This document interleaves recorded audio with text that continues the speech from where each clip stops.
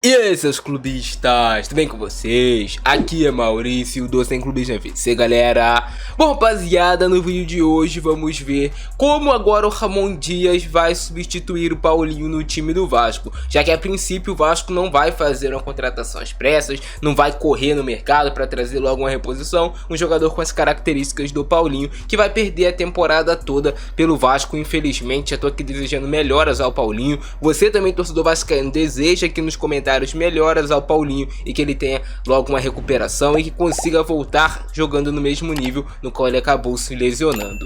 Beleza? Cara, o Vasco acabou vendendo o Marlon Gomes, que era um jogador que poderia fazer a mesma função que o Paulinho, jogador muito bom também, pressionando, roubando bolas. O Marlon Gomes tinha essa característica parecida com a do Paulinho, talvez até com mais potencial de evolução em relação à qualidade técnica, mas o Vasco vendeu o Marlon Gomes, digamos que no momento errado. É claro que você não está esperando que vai acontecer a lesão do Paulinho, mas você acabou vendendo o jogador que no elenco tinha as características mais semelhantes. Porém, no vídeo de hoje vou te mostrar como o Ramon Dias pode montar esse time do Vasco sem o Paulinho para a temporada e também para esse clássico contra o Flamengo, que a gente sabe que é um jogo assim, irmão. Vasco e Flamengo não tem como. É um jogo importante, tanto pro Vasco quanto pro Flamengo. Chega no dia desse clássico, o clima fica...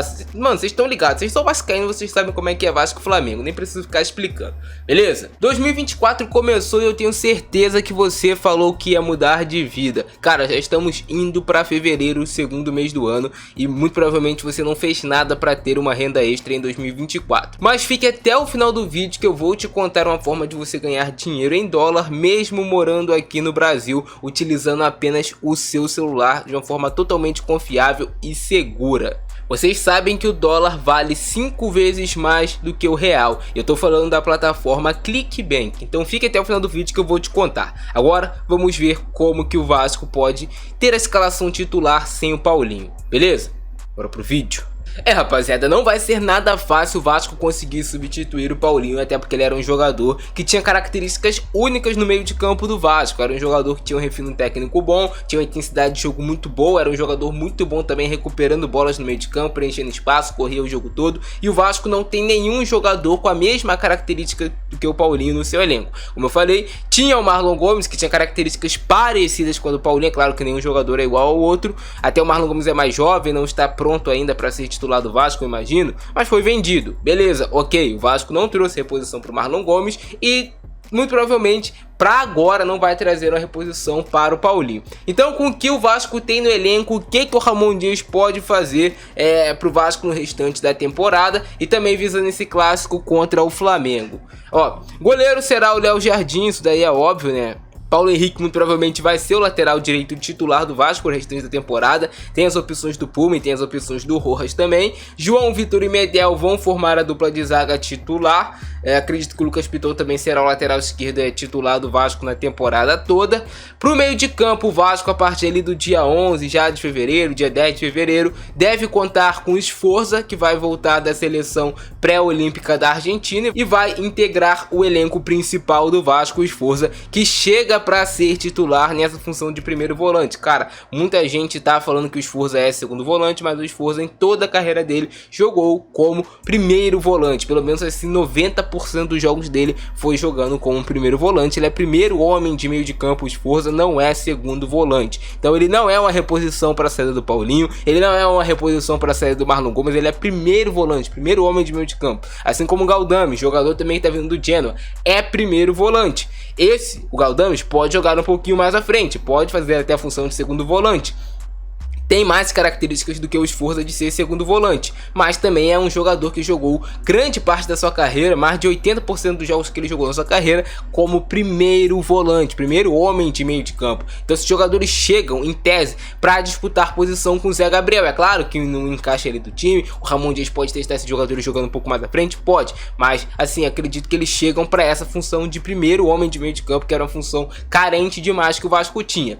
E aí, pô, pro clássico contra o Flamengo, tá óbvio que o Zé Gabriel vai ser titular. E aí você vai ter o Zé Gabriel no clássico contra o Flamengo como titular, como primeiro homem de meio de campo. Acredito eu que a reposição para essa lesão do Paulinho é o Jair. Jair não vai jogar o próximo jogo do Vasco, já que está suspenso, porém no jogo contra o Flamengo ele já estará à disposição. E aí o Jair, que vinha jogando até como primeiro homem de meio de campo, volta a ser um segundo volante, volta a ser um meia central. O Jair vai ocupar essa vaga que o Paulinho fazia, ou Jair ou Praxedes.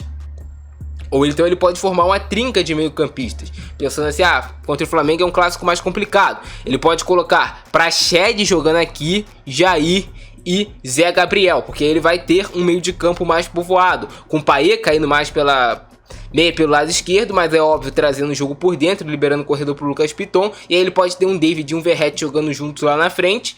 Cara, o David é um jogador que pra mim ainda não mostrou o que veio com a camisa do Vasco, mas muito provavelmente ele vai continuar sendo titular. E aí ele vai ter o David e o Verratti, ou ele também pode fazer essa formatação de meio de campo, se ele quiser jogar um pouco mais aberto, apenas com dois volantes, Zé Gabriel e Jair, para ir jogando centralizado. Abre o Eric Marcos pela meia pelo lado direito, bota o David pela meia pelo lado esquerdo, deixa o Verratti centralizado. Ele iria num 4-3-3 mais clássico ofensivo, já que ele vai ter um meia em vez de mais um volante. Em vez de ele jogar com 3 volantes, ele joga com com um meio campista e 2 volantes.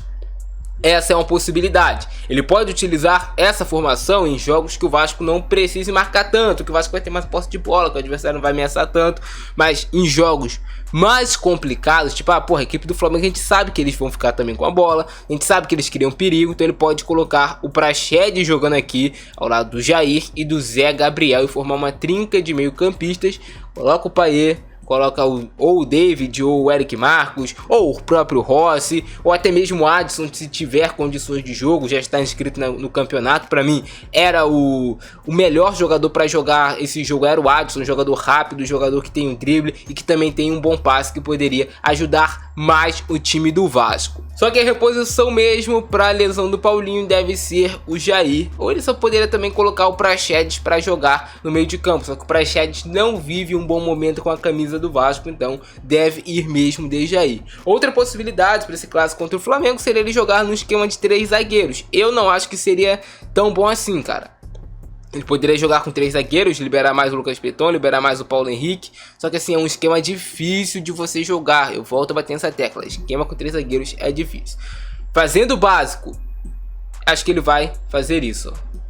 Um 4-3-3, com 3 meio-campistas com características um pouco mais defensivas, o Jair com característica também de sair para o jogo, o Praxedes com característica de sair para o jogo e o Zé Gabriel mais plantado como primeiro volante. Esses são alguns encaixes que o Ramon Dias pode ter para repor a saída do Paulinho, encaixes caseiros de jogadores que ele já tem no Vasco. Também poderia, sei lá, mais pra frente, colocar o Galdame jogando como segundo volante. Vai depender muito do desempenho desse jogador, dos jogadores que também estão para chegar. Só que assim, rapaziada, uma coisa é notória no time do Vasco: precisamos de reforços.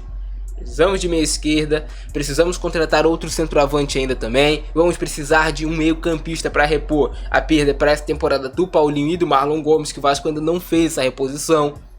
Então o Vasco vai precisar ir ao mercado. Quando eu falo ir ao mercado, é trazer jogadores com status de titular.